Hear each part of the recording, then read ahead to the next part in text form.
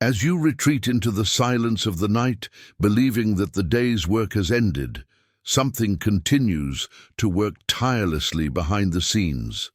Your habits. They don't ask for time off, they don't complain about overtime, and they certainly don't seek recognition. They simply operate, filtering stimuli, reinforcing beliefs, structuring automatic responses.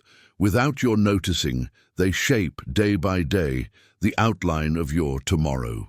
It's tempting to think that the future is decided in grand events, in luminous epiphanies, or in the rare combination of chance and brilliance. But this romanticism doesn't survive an honest examination of reality. What truly builds or tears down the castle of your life are the small gestures repeated, the tiny choices hidden in the fabric of routine, the seemingly insignificant decisions we execute almost in our sleep. It is these that determine whether you are building or sabotaging your own dreams without realizing it. Notice the first minute of your day. The sound of the alarm blurs with the impulse to stretch out your hand for your phone. How many notifications do you consume before even feeling your own breath? The brain, still on the nebulous border between sleep and wakefulness, receives a cheap dopamine bath that sets the tone for the following hours. Perhaps you slide over to the kitchen, trying to wake up with caffeine and chaotic news. Maybe you even open your email, kickstarting a cycle of anxiety that no one paid for you to live. Yet we often call this a normal routine. But normal does not mean harmless. Every micro-action is recording preferences, strengthening neural circuits, establishing patterns that will repeat tomorrow and the day after, without asking permission from your conscious self. This autopilot is powerful because it works at the edges of your attention. It decides when you open the fridge just to look, even when you're not hungry.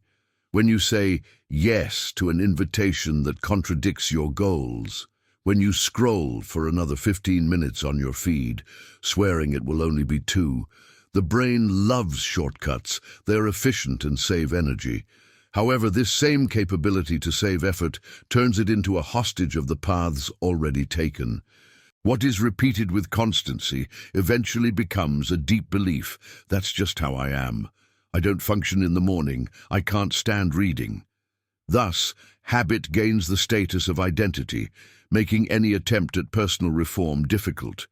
The key, then, lies in the vigilance of details. Small, conscious deviations, swapping your phone for a notebook upon waking, taking a deep breath before replying to an email, walking 5 minutes in silence before coffee, may seem insignificant, but they have the power to break the cycle. They are seeds of transformation planted in the invisible soil of routine, because while you sleep, your habits are awake, reorganizing the script of your life.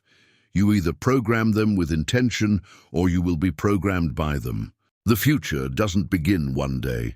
It starts now, in the way you live each unnoticed moment. Imagine your habits as seeds buried in a garden that keeps blooming even when you are not looking. Some sprout as fragrant flowers, the daily practice of gratitude, the fixed reading hour, the prayer ritual that calms the mind. Others germinate into weeds, infinite scrolling, toxic conversations, ultra-processed food that drains energy.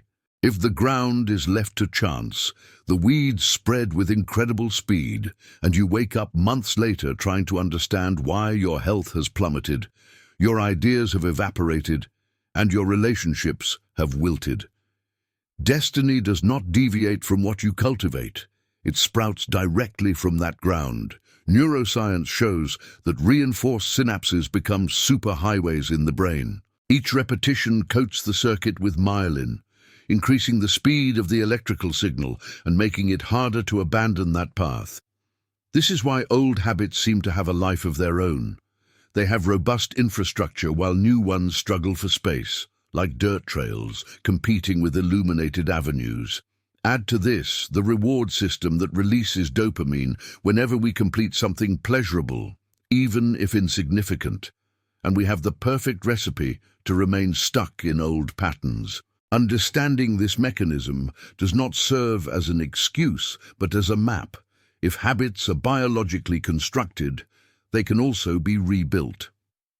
Consider two colleagues who leave college with similar jobs. The first decides to read 20 pages of a relevant book every night before bed. The second prefers random episodes of a series accompanied by snacks. In the first year, the difference seems minimal. A few more articles in conversation, a little more lost sleep to the series. After 3 years, the reader accumulates about 70 books, sources of repertoire, vocabulary, and creativity. The binge watcher accumulates hundreds of hours of entertainment, but few new concepts. In 10 years, perhaps the first has become a reference in the company, written articles, maybe started his own business. The second, still competent, feels stagnated and doesn't understand why he had less luck. The issue was never luck, it was habits. Changing this game requires first, waking up to the fact that it exists. You need to look at your own life, like an engineer inspecting a bridge. Where are the points of tension? Are there cracks in the pillars? Which behaviors support your purpose and which erode your foundations? This examination does not admit self-deception. Next, choose a leverage habit, one of high impact that, when adjusted, pulls others along in its wake. Perhaps it's going to bed earlier, walking 30 minutes, or swapping your phone for a book at your bedside. Then, build visual and environmental triggers. Place the book on your pillow, leave workout clothes visible, silence notifications after 10 p.m.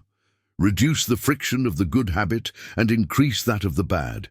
The technique is simple but powerful. Another crucial step is to redefine your internal narrative. You do not try to read more. You are a reader. You do not force physical activity.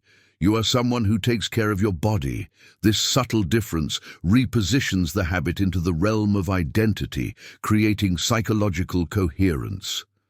The brain struggles to maintain coherence between who you believe you are and what you do, so acting like the person you want to be reduces the friction of change. Finally, practice intentional rest. Habits are not just actions, but also gaps where nothing seems to happen. The way you lie down, the thoughts you go over before falling asleep, your sleep hygiene, all this consolidates the learning of the day and defines your disposition for the following morning. Sleeping in a dark, airy room, away from screens, signals to the body that it's time to repair tissues, regulate hormones, and prune useless synapses.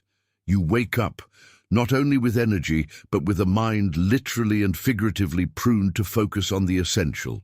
Thus the question lingers, what story are your habits writing in your absence? You can continue to think that tomorrow will be an extraordinary chapter written by pure willpower, or you can accept that the extraordinary is made up of the ordinary well executed, that today's discipline is tomorrow's miracle, and that no motivational sermon replaces consistent repetition. If your habits are the brush, your days are the canvas, and the final artwork will emerge whether you plan it or not. So when you close your eyes tonight, make the act of sleeping a conscious pact. Reflect on what you have sown. Give thanks for what has blossomed. Commit to what must be pruned. Wake up with the clarity of someone who has chosen their life script and refuses to be a mere actor in a story written by automatic impulses. Because in the end, the future does not happen far away on a hazy horizon. It is being woven now, thread by thread, as you read these words. You will decide whether this loom produces a cloak that warms or a net that ensnares. Your habits will continue working. The question is, for whom?